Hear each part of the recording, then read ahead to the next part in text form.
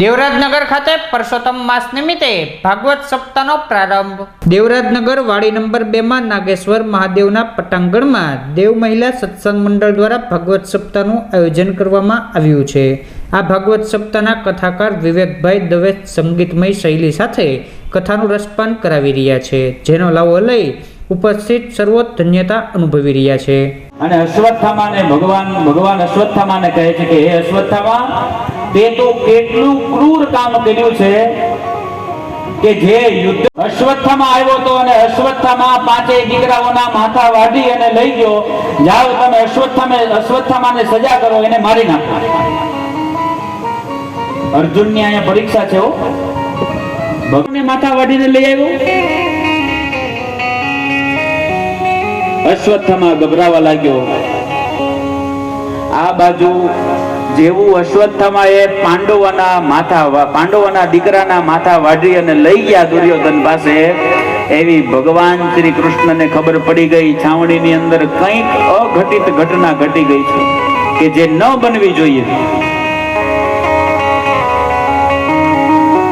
અશ્વત્થામા આવ્યો તો અને અશ્વત્થામા પાંચેય દીકરાઓના માથા વાઢી અને લઈ ગયો. જાઓ તમે અશ્વત્થામાને સજા કરો, એને મારી નાખો. અર્જુનની અહીંયા પરીક્ષા છે. ભગવાન શ્રી કૃષ્ણએ અર્જુનને આજ્ઞા કરી છે કે જાઓ તમે અશ્વત્થામાને મારી નાખો. ખબર મળી ગઈ. અશ્વત્થામા આવ્યો તો અને માથા વાઢી અને દીકરાઓના લઈ ગયો. અને અશ્વત્થામા મળ્યો ધ્રુજવા. અશ્વત્થામા આ દ્રૌપદી પાસે અને પાંડવોની સમક્ષ ઉભો રહી ગયો. પકડીને લઈ આવ્યા. ભગવાન શ્રી કૃષ્ણ આજ્ઞા કરે કે આને અત્યારે જ મારી નાખો. ત્યારે અર્જુન એમ કહે છે કે આ મારાથી નહીં થાય. અર્જુન કહે છે કે આ મારાથી નહીં થાય. એવા વ્યક્તિઓને દંડ હંમેશને માટે કરવો જ જોઈએ. કેવા વ્યક્તિઓને? કે જે આતતાયી હોય. આતતાયી એટલે ભાગવતજીની અંદર સ્પષ્ટપણે એનો ઉલ્લેખ છે કે આતતાયી એટલે શું? તો કે આતંકવાદી. આતંકવાદીઓને દંડ કરવો જ જોઈએ, એ જ આપણો ધર્મ છે. પણ અર્જુને એ ન કર્યું. આતંકવાદી એટલે આતતાયી એટલે કયા? 6 પ્રકારના આતતાયી હોય. આગ લગાડનારો, પછી ઝેર દેવા વાળો, ઉભાવથી શસ્ત્ર હાથમાં લેનારો, ધન લૂંટવા વાળો, ખેતર અને સ્ત્રીને છીનવા વાળો.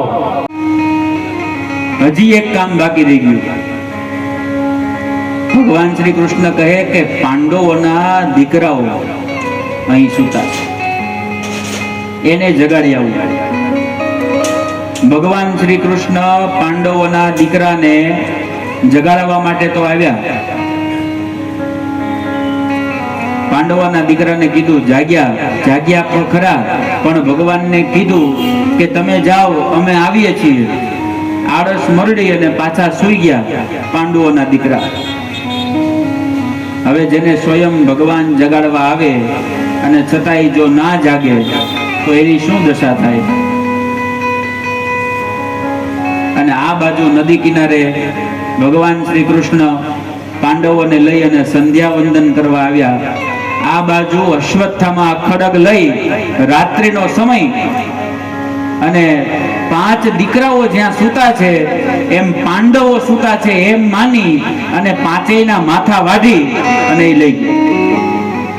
અને અશ્વત્થામા આવ્યો દુર્યોધન પાસે અને દુર્યોધનને કહે છે કે હે મિત્ર, તે કીધું તું તે પ્રમાણે આજે મારી મિત્રતાનું ઋણ હું ચૂકવી દેવા માટે આવ્યો છું. આ પાંડવોના માથા વાઢી અને હું તારી પાસે લઈ આવ્યો છું. લે મિત્ર, આજે મારી મિત્રતાનું ઋણ અદા મેં ચૂકવી દીધું.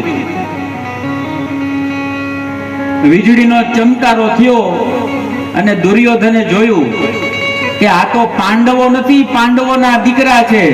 અરે અશ્વત્થામા લાંબી ચીસ નાખી અને નિશાસો નાખ્યો કે હે અશ્વત્થામા, તે મને શાંતિથી જીવવા તો ન દીધો, પણ હવે હું શાંતિથી મરી પણ નહીં શકું.